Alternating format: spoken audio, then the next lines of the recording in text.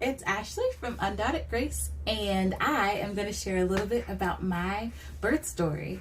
It is coming up on a year since I had my daughter, and as a kind of tribute to the experience of 1 year with my baby girl, I wanted to share about my amazing natural birth experience and hopefully encourage everybody who is interested in a natural birth experience, and hopefully give you some tips that that helped me, and hopefully they will help you too. So we'll get right into it. So a few questions. The way this will work is I'll just share some questions, talk about my story, and hopefully it helps you out. So how did I know I was in labor? It's crazy because I believe my labor actually started quite a bit of time before I actually went into the hospital. So the Sunday before I gave birth to my daughter, I had this weird feeling like I had lost control of my bladder. I'm walking around, I'm like, oh, let me pour a pad. Like, this baby is sitting right on my bladder. I'm leaking all over the place. And so I go through a day like that. Probably started at noon. That next morning, I'm talking to my mom, and I was like, yeah, Ma, I just keep peeing on myself. And she was like, go to the doctor, actually. And so I get to the doctor, I'm at labor and delivery, I tell them what's going on, and they're like, we're gonna get you a room.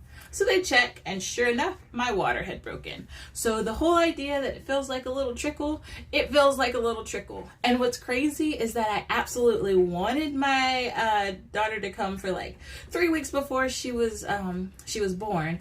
I had this feeling like, I'm so over pregnancy. I need it to happen now. When is she gonna come? And then when it was actually there, I was like, oh no, definitely not my water. My water's not broken. It's crazy, right? So that's kind of how labor got started.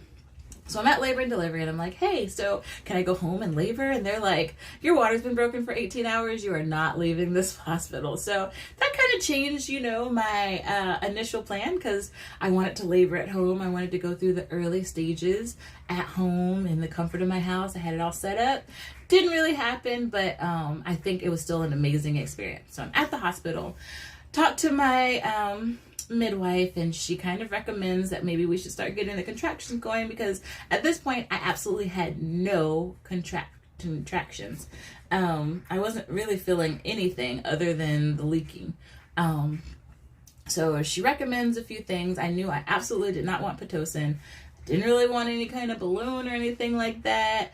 I just wanted to kind of naturally progress, but my body wasn't starting any contractions, so she gave me a dose of Cytotec. So that was probably the only medical intervention that I had, and while I wanted a completely unmedicated, no sort of interference, I think it was great, because it still took probably about 5 hours or so before my contraction started. So I get to the hospital, I get admitted at about 10 in the morning.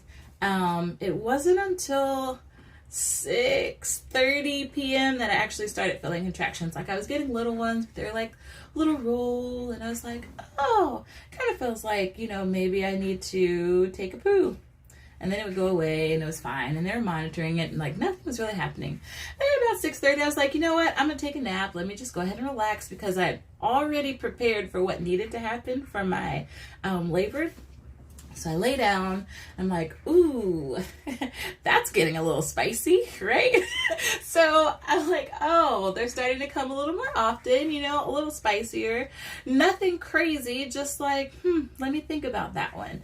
And then it was real steady from there. So 6:30, I start getting these kind of spicy, contractions, but nothing crazy. I, kind of totally missed the whole idea of my cervix. So when I showed up at the hospital, my cervix was like a light 2, right? So at about 6:30, they checked me again, and I'm maybe at like a 3.5 or a 4. And so, it's going slowly, and they haven't really talked about any extra interventions, because things are kind of progressing. They're just kind of progressing on their own. So contractions start getting a little spicier, and I'm like, oh, this feels fun, right? So contractions are going, they're going, and maybe about an hour and a half later, so now maybe we're looking at more like 8:30. They check me again, I'm at 7, and the contractions are significant, right? So I'm breathing through them, I'm listening to my affirmations, I am listening to scripture, I've got Bible music going in the background, I am in the zone, don't nobody talk to me. But I wouldn't say that it was absolutely painful, it was just spicy, right? And maybe it was the affirmations as I continually thought, like, I can do this.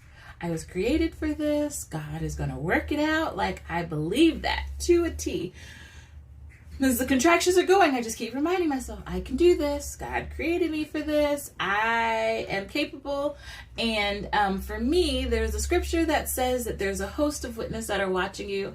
And I just imagined every grandmother that I have on both sides of my family watching over me, like great grandmas and all the women in my family who have had tons and tons of children who have brought me to where I am today.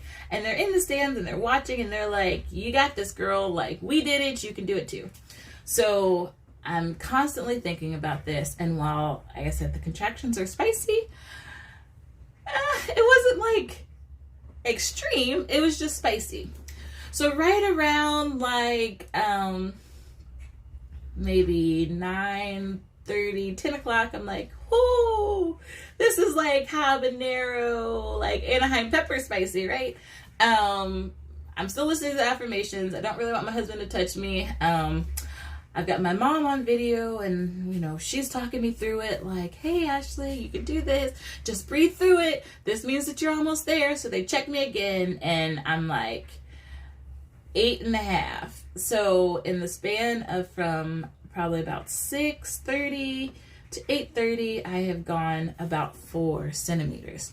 And this is when everything just started speed rushing. So 10 o'clock, I'm at 8.5, and the contractions are rolling. We're talking Anaheim pepper, you know, spicy, not really painful, but just different. It's like, I really gotta go to the bathroom, but I also don't have to go to the bathroom. It's weird. So at this point, I'm like, husband, I need you to call the nurse because the baby is coming. I gotta go. So they start moving me in different positions. Now, I had gone between being on a birthing ball to being in the bed. I didn't really like leaning back. But I also did not at all like sitting on the stool. It didn't feel good. So I absolutely recommend that you bounce around to different types of positions, like know the positions and then try them all out, because different ones are going to work for different people. So I'm trying all these positions. I finally find that, you know, kind of bent over, leaning over, my hand on my forehead, really comfortable, kind of chill for me. So I'm enjoying that. The nurses are all like, they're starting to shuffle a little bit because I'm like, I feel like I gotta push, I gotta go, like somebody's gotta help me because the baby is coming. And the contractions are coming, and all of a sudden my body just bears down. I did not bear down, my body did it. Really, really strange feeling, like, you know, it was strange. So body bears down, and I'm like, okay, this is it, like, it's coming. And they check me again. I'm at 10 centimeters. It's party time, right? So for me, being on my hands and knees was the most comfortable pushing position. I tried squatting, didn't really like that. And so 10:30, I'm at 10 centimeters, and they're like, all right, go ahead and start pushing. When you feel it, just push with the contraction. And so 16 minutes later, my little baby girl pops out. It was the most amazing experience that I have ever been through. And what's funny is I was talking to one of my friends who was also pregnant at the time, and I was like, you know, girl, it was kind of fun, which is a really weird way to talk about pregnancy or like the labor portion of it. But it was, because like thinking about everything that my body was capable of doing, everything that I could like in the moment see, like, okay, it's progressing. Like as I saw the things working, it was like, man, this is happening. So let me try to get to the next step. And having that mindset made absolutely all the difference. So that's really it for my birth story. You know, some things just to remember is that if you feel like you're peeing on yourself a lot, your water's probably broken. You may want to check that. To be totally okay with changes in the plan, the idea is that you just want to go with the flow. The experience, your birth experience is going to be what it is regardless. But the minute you get stressed about a part of your birth plan changing is the minute you essentially set yourself up for a plan different from what you want. So if you end up needing to get induced, just talk about your options and go with it. Let your birth experience be what it's going to be, and you can absolutely do it. If you're interested in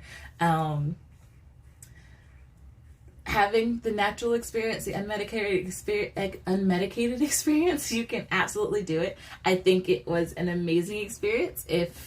If I decide to have more children, I will absolutely try to do that again. And I hope you've enjoyed this. So feel free to comment, ask any questions. I'm constantly asking other moms about what it is that helped them.